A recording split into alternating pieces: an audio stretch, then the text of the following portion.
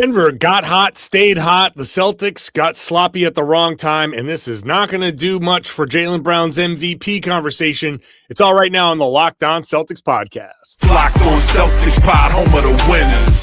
Baby.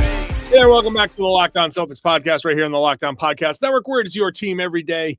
Your team is the Boston Celtics, and I talk about them every Monday through Friday, plus bonus podcasts. They've got games Friday and Saturday this week, so bonus podcasts 7 days in a row of podcasting. Plus, you get into next week. Oh, tons of free podcasting available to you everywhere podcasts exist. It's on YouTube. Watch the show there. If you're new to the show, I'm John Karalis. I'm a beat writer that covers the game, covers the team for Boston Sports Journal. I've written a couple books about the team. I've been doing this podcast for 10 years, been covering the team for 20. So if there's one thing I do like doing, it's talking about the Boston Celtics. Today's show is brought to you by FanDuel. Download the FanDuel app every Friday, 6 to 7:30. You get the NBA happy hour with all sorts of specials. So check it out over at FanDuel.com. Later on, we'll get into individual performances and the depth versus depth on this team. Celtics playing, their bench had been playing well, and not bad this game either. But the Nuggets depth was just phenomenal. I'm going to save Jaylen Brown for an extended conversation in the second segment. Let's just get right to the meat of this game, where the Celtics lost this game late. It was a back and forth game. They had a lead that got up to, I think, 9. The Nuggets had leads. They went back and forth, right? The Celtics started out well enough. Jaylen Brown, Derrick White, 35 points combined in the first quarter. They took a lead. The Nuggets won the second quarter. The Celtics won the third quarter. It was just run after run after run. Neither team was able to pull away until the Nuggets were able to make a late fourth quarter run, starting at about a little bit after the 8-minute mark, where the Celtics were up 3 and the Nuggets went on a run. You can say it was 14-0. You can say it was 19-3. The 19-3 run made it a 13-point game with 2:24 to go. And that was basically it. It was over. Jaylen Brown, Derrick White came out. And then that group afterwards made a run. I think the Nuggets kind of relaxed, and that group kind of played, hard. And there's actually like a brief conversation to be had about how that group executed down the stretch. Baylor Shireman tried to miss a free throw on purpose, ended up being a violation, and I see why he did it. I didn't think anything of it in the moment, but then Payton Pritchard gets fouled on a three-pointer. He hits all 3, and the Celtics got it down to 1 possession at the end. It got up to 114-100 because of Jamal Murray hitting some free throws at the end, but the Celtics had it within striking distance there, but that would have been an absolute like crazy. If the Celtics had come back to tie that game at that point, it would have been like, don't even put Jalen in, don't even put Derrick in. Just let this group kind of go through and finish overtime, because maybe they can continue this magic. But it wouldn't have mattered. It didn't matter. The Celtics got super sloppy late in the game with. As part of that run, it was just turnover after turnover after turnover. The Celtics had 5, I believe, in the final 8 minutes. Jaylen Brown had 3. I think his 3 came in the final 5. But that, coupled with the Denver shooting, was too much to overcome. Denver shot 20 of 44. So when another team makes 20 3-pointers, it's tough to overcome that. This is almost like the Family Guy thing, where the guy in prison stabs himself. He goes, "Oh my God, that's what I was doing to people? I belong here." The Celtics got outshot. The Celtics shot 15 of 38. They shot 39.5%, which obviously is good. The shooting from 3 kind of kept them in the game early on. Like, Denver was hitting shots like crazy. I thought that Denver would come out with a strong kind of like initial push. First quarter, I thought it was going to be more Denver than Boston. And it kind of was for a little while. The Celtics did a good job to come back and win that quarter, but they just never cooled off. And it was Peyton Watson shooting 6 of 7. Tim Hardaway Jr., 4 of 8. You got Deron Holmes, the rookie center. He was one guy that I was looking at. Do you leave him open? How do you treat him? He was shooting 40% coming into this game, but on I think it was 6 of 14 shooting overall this season. He had a long stretch of not playing because they had Nikola Jokic. They didn't need him to play. And now here he is. So the Nuggets just kept punishing the Celtics for mistake after mistake after mistake. And the end result, my line of questioning after the game was, when you're making these mistakes down the stretch, when the other team just keeps coming down and burying you with 3-pointer after 3-pointer after 3-pointer, do you feel the pressure? Do you feel like every time you make a mistake, you're like, oh my God, it's another 3-pointer. Oh my God, like here comes another. Like they just kept punishing the Celtics over and over and over. Anytime the Celtics made a mistake, they couldn't get away with it. It's not like you made a mistake and they made a mistake and you're like, okay, that was a freebie. Moving on to the next play. Every time it felt like Boston made a mistake, there were the Nuggets to cash in on it somehow. 14 turnovers for Boston, leading to 15 points. The Celtics turned the Nuggets over 9 times for 9 points. That is not one of the margins that they normally lose. The Celtics had a ton of offensive rebounds, but the second chance points, they won by 11. It could have been and should have been more than that. And maybe if it was more than that, this game would have been different. But also, side note, a little bit of a skewed number. They were 11 of 20 from, on second chance points. I would say 3 or 4 of those were Neemias Queta going back to his own misses. So you wouldn't have gotten the 20 shots if he put one of those in. So the percentage would have looked better, but the actual number of offensive rebounds would have gone down. And I don't think the points would have changed because they did finish off, I think, a couple of those plays, the 2 that I'm thinking of. So anyway, the point is that the Nuggets just kept killing the Celtics with the shooting. The Celtics threw a bunch of double teams at Jamal Murray in that fourth quarter. And what does he do in the fourth quarter? He had 6 assists in the fourth quarter. That when the other team, you come up with a defensive strategy, you think, all right, we're going to make someone other than Jamal Murray beat us. And he starts spraying it around and has 6 assists, and they hit 4 of 7 from 3 in the fourth quarter, and the Celtics go 2 of 9. The Celtics had 26 shots in the fourth quarter.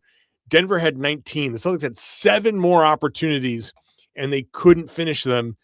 And the Nuggets just kept hitting shots. Zeke Nnaji, look, this will be, I'll save this for the depth part, but you got in the fourth quarter big numbers from Zeke Nnaji, Jalen Pickett. They were cashing in on the passes that Jamal Murray was making, and credit to Jamal Murray for making the right play, and credit to these guys for finishing it off and hitting shots and being aggressive and getting to the line. Now, Jaylen Brown spent the entire almost post-game press conference, I would say, he spoke for probably like 5 minutes. I'd say 3.5 of those minutes were spent talking about the officiating, Jaylen Brown's night, and the Celtics sloppy play. That is all coming up next. Today's show is brought to you by Rocket Money. Let's be real, managing your finances can feel overwhelming. It's tough, especially after the holidays. You've got a bunch of money that you've spent. You've been subscribing to things left and right. You've got, streaming services. You got, newspaper, whatever it is. The bills keep going up, and you want to figure out, how do I get my money under control? Rocket Money can help you. It's a personal finance app that helps you take control because it finds and cancels your unwanted subscriptions. It monitors your spending. It helps you lower bills so you can grow your savings. You don't realize that you're paying for subscriptions. Oh, listen, I definitely get surprised by subscriptions just by the nature of my job. I am subscribing to newspapers left and right to try to read up on the competition, and I forget to cancel those. Rocket Money can help me take care of that. And the automatic transaction categorization is a game changer. You can see where all your money is going each month. So set budgets, goals, get personalized insights, real-time alerts for big transactions, upcoming bills, low balances. All of that is available at Rocket Money. So join at rocketmoney.com/lockedon. That's rocketmoney.com/lockedon. rocketmoney.com/lockedon. Today's show is also brought to you by BetterHelp. As we roll into the new year, there's a lot of pressure to chase a new you. I don't like that. This isn't about reinventing yourself. It's about feeling a little less weighed down. It's about finding your best self. Therapy can help you understand what's been holding you back by giving you an outside perspective on your emotions, your motivations, and relationships. And that's why BetterHelp can be such a helpful place to start. They have therapists that are fully licensed in the United States that work under a strict code of conduct. They help you match with a therapist based on your needs and preferences. So you're not doing all of that legwork on your own. That's a lot of legwork, and eliminating that can be really helpful. And if the match isn't a right fit, this is the best part. You can switch at any time. So no worries if the first person you're not clicking, and that's the most important element to therapy.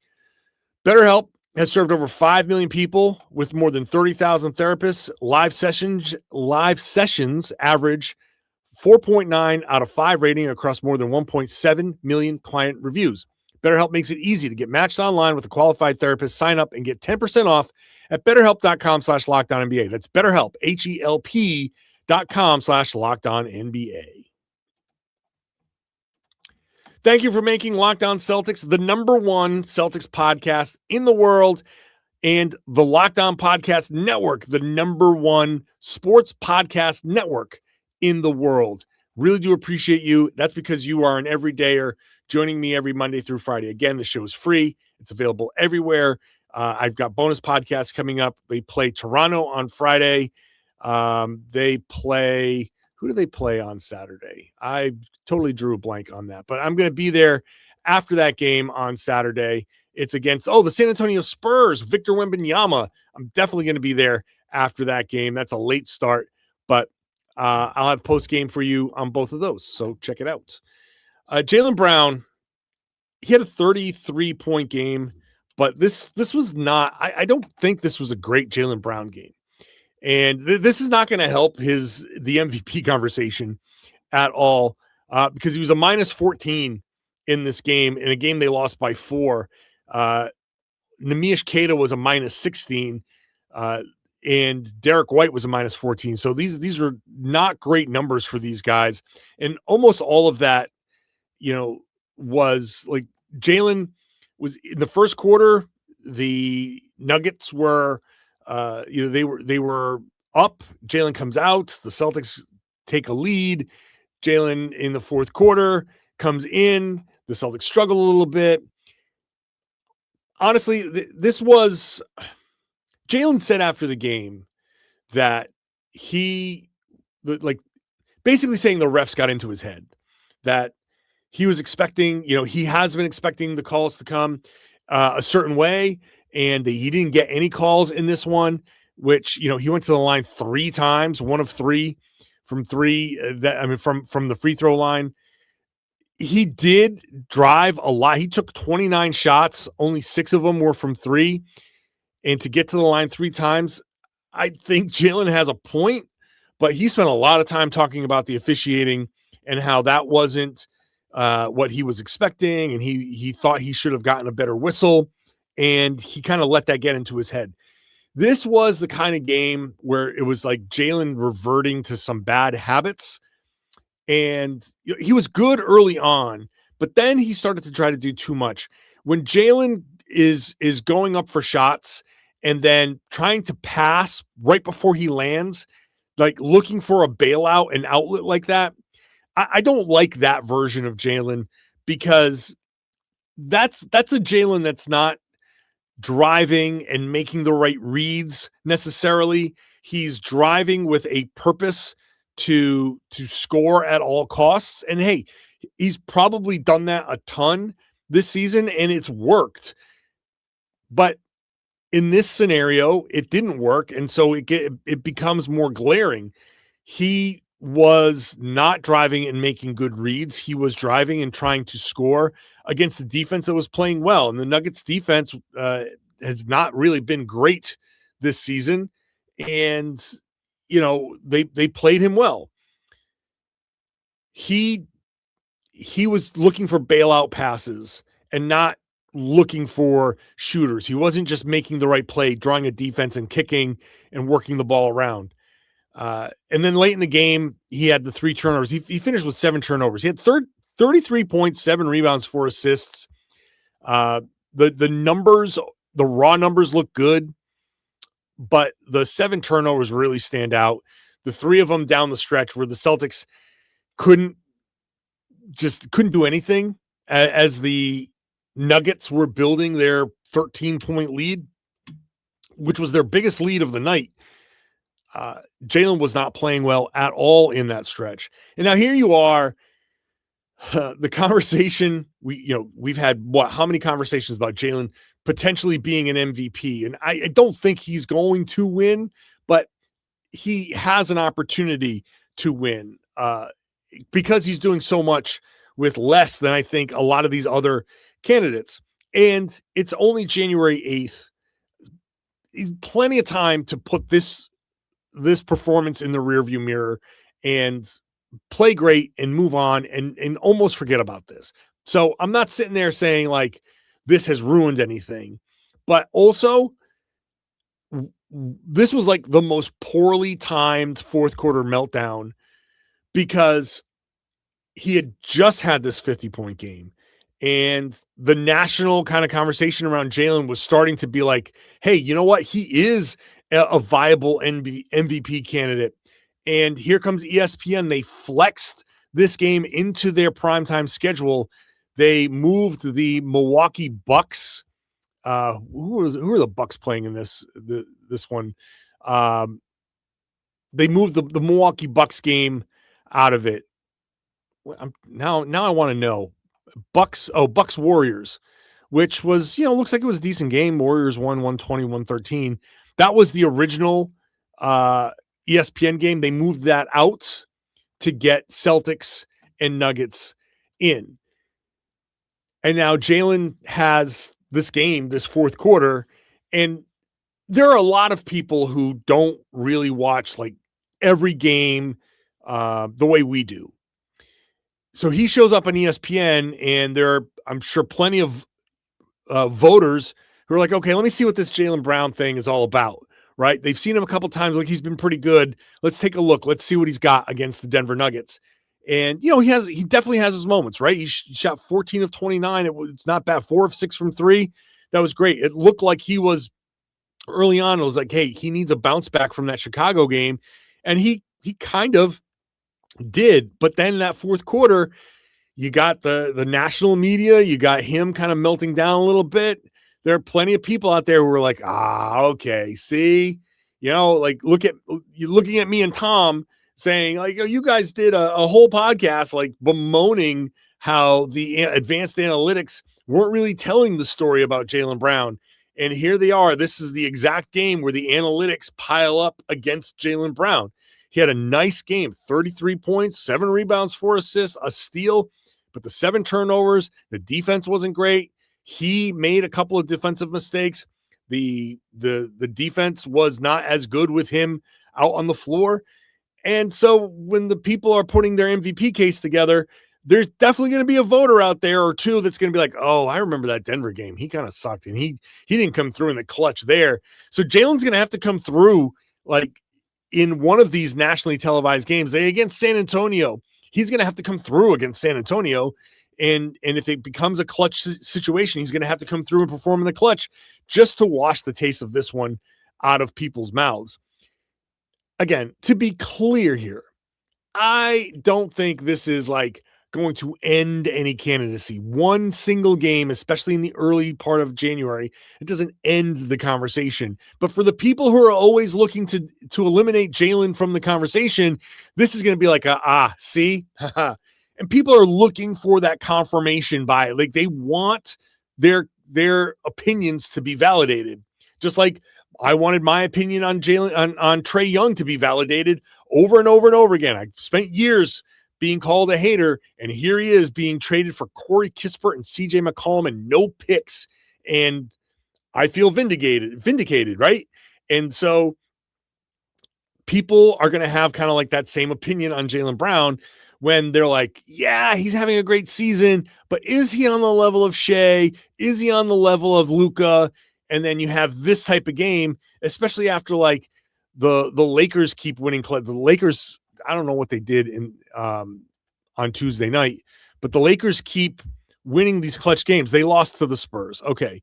But they lost by 16. They either lose by 16 or they win these clutch games. And Luka, triple-double, 38, 10, and 10. So people who are like, yeah, man, Luka's different. Shea's different. Jaylen is nice. He's having a great season. But look at that game that he had against Denver. That's what this game is going to do for them. People who are already not inclined to give Jaylen that kind of like benefit are going to be this kind of is a point in their favor. So we'll come back. We'll talk about the depth versus depth, the individual performances to wrap up the show. That is coming up next. Today's show is brought to you by FanDuel. Fridays, we love Fridays, right? And FanDuel is making them even better because before the games tip off, you get the NBA happy hour every Friday from 6 to 7:30 p.m. Eastern. It's your official pregame. It's a little limited time window. My mouth is going to do what I tell it to do and say these words. From 6 to 7:30, you got 90 minutes before the games tip off to open up the FanDuel app and check out the specials that they've got. Weekly specials. You've got boosts. You've got bonuses. You got surprises. You never know what you're going to find during the NBA happy hour. So open up the app, check it out, and we'll see. Its timing is perfect. It's right before the games. It's right before the weekend starts. You get a little extra energy to your Friday night basketball. Like the Celtics play on Friday night against Toronto, and that game starts at 7. That's right in that window. So you get the happy hour going from 6 to 7:30. Check it out. Open up the FanDuel app and see what's dropping during happy hour. Again, Fridays from 6 to 7:30. Now, when you do open up the app, they're going to ask you to set a budget. Please do that. This is a great tool.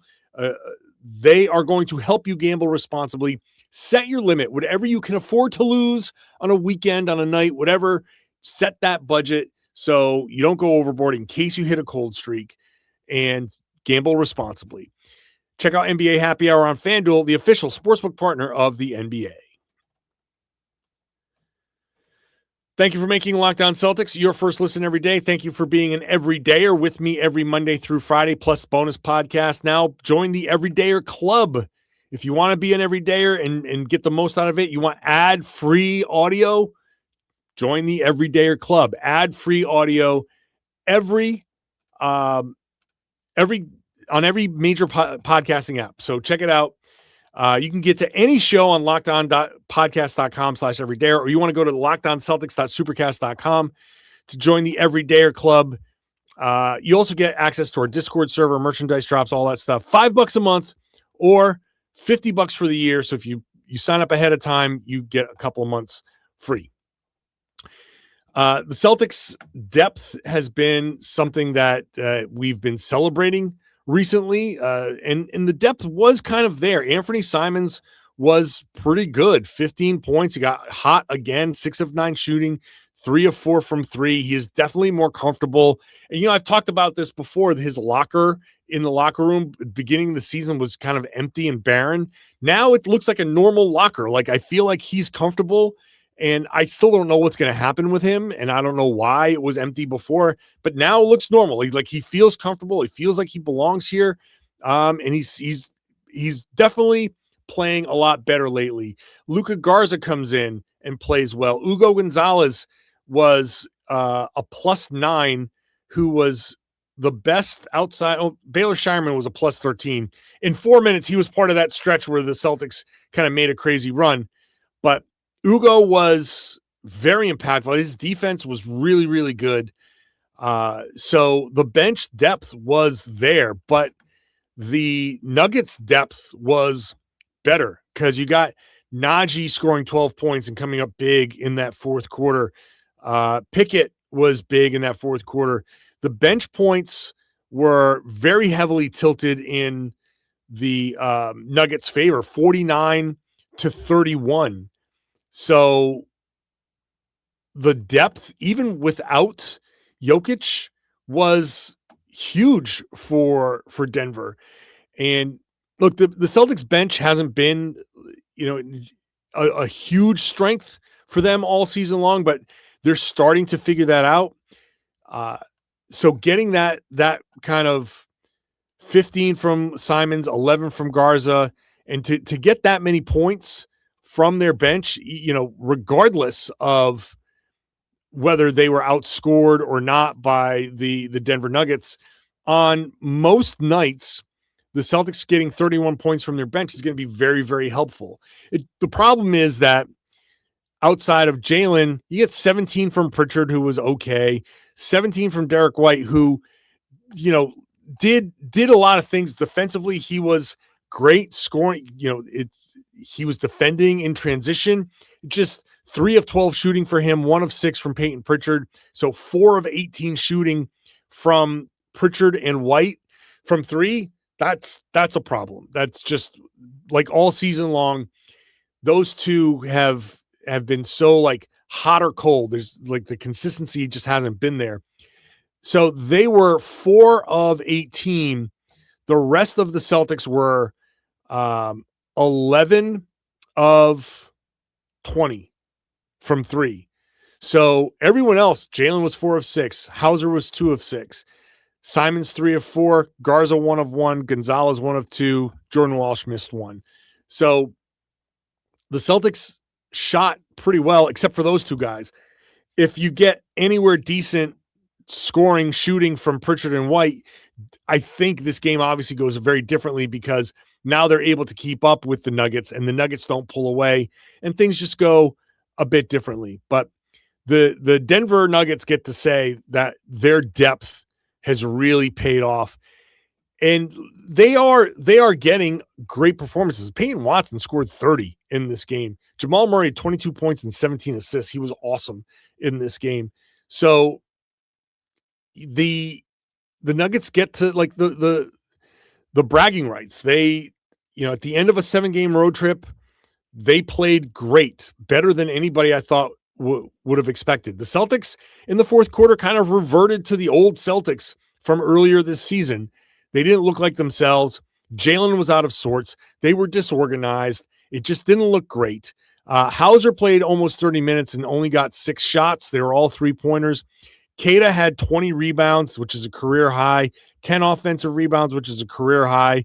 But he also, like, of those 10 offensive rebounds, if he had just put back the first miss, he probably would have had 5 offensive rebounds. But still, getting in there and clearing rebounds is a huge thing, and he did a good job of that.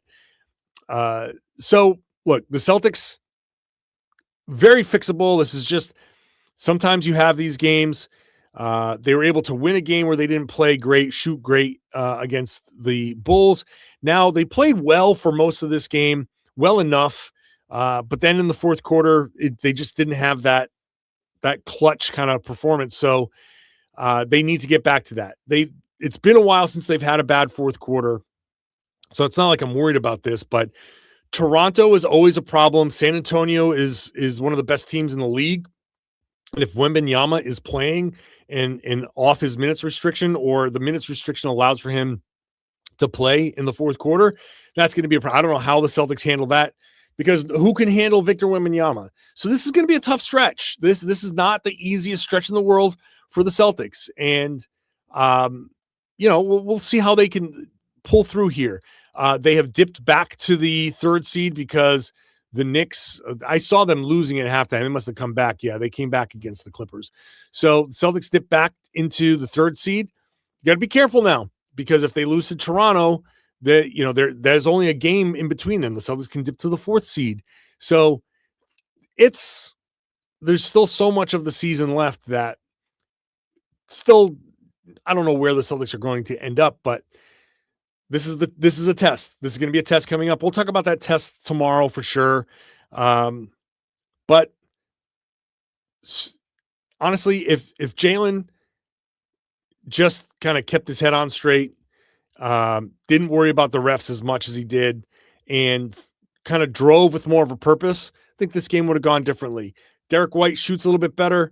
This goes differently. Payton Pritchard, same thing. So, and if the Nuggets maybe missed a couple of shots, so the win was right there. You're going to lose some games. At the end of the day, sometimes you lose in the NBA, and it's okay. It's okay to lose sometimes in the NBA. So it's not like I'm not, going off the deep end or anything like that. It's just some things need to be better, and they got to clean that up against Toronto. If you don't, the Toronto Raptors will beat you. And if you don't do it against the Spurs will beat you. That they might beat the Celtics anyway, but that's going to be a good game. You got to be careful. Like, the Toronto game is an important game now because you don't want to go down and lose 3 in a row. After San Antonio, you go on the road. So you've got Indiana, Miami, Atlanta, Detroit. So there's, a couple of winnable games in there, but you just don't want to go into the road trip on a losing streak. So Toronto becomes kind of a big game. I'll talk about it. I'll be there at the Toronto game. I'll be there at the Spurs game, post-game podcast. We'll obviously have a podcast tomorrow for your Friday enjoyment. But for now, thank you so much for listening. Thank you so much for watching, being an everydayer. If you want to join the Everydayer Club, it's lockedonceltics.supercast.com. Lockedonceltics.supercast.com. $5 a month or $50 for the year. Ad-free audio, Discord server, merchandise drops, all of that stuff.